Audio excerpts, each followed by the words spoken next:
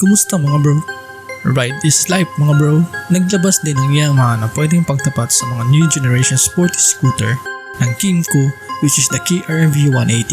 Ito ay ang Yamaha Force 2.0. Pero bago natin pag-usapan yan mga bro, ay huwag kalimutan na i-like ang ating video, mag-subscribe sa ating channel at i-click ang notification bell button para updated kayo mga bro sa susunod na mga video.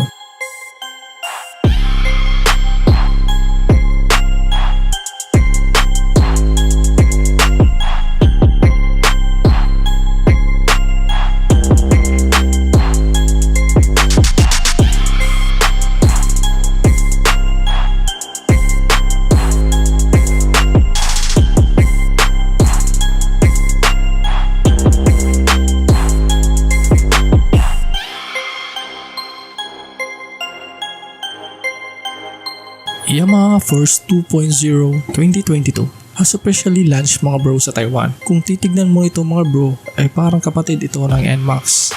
May dual rear shock din, sporty tignan kasi nga may maxi style windshield ito. Una na pala ito na present last 2016, isa sa mabibilang na sports scooter. Ika nga. Punta naman tayo sa specs mga bro.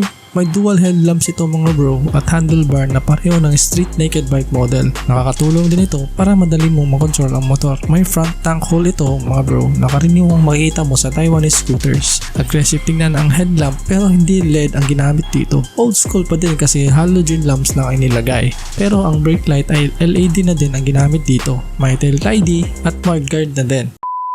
Ang engine nito mga bros is may 155cc na blue core engine with VVA or same pala ng engine ng NMAX at Aerox mga boss. May water-cooled 4-stroke single cylinder 4-valve at may 5.1 inch na LCD screen, so mas malaki kaysa sa NMAX na speedo screen. Pero walang Y-connect mga bro. Ang fuel capacity mga bro is nasa 6.1 liters, may seat height na 815mm, electric start syempre, tire sa front na 120/70/13, sa rear naman mga bro is 130/70/13. Equipped na nga ito mga bro ng ABS at TCS o traction control system. Ang presyo niya mga bro sa Taiwan is nasa 99,000 Taiwanese dollar. O i-convert natin ito sa pesos is nasa 179,000 pesos mga bro. Medyo mahal nga siya mga bro.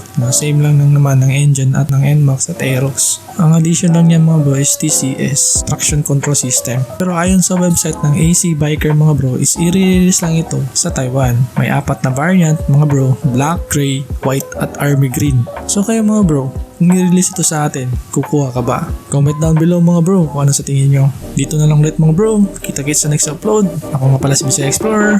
Peace out mga bro.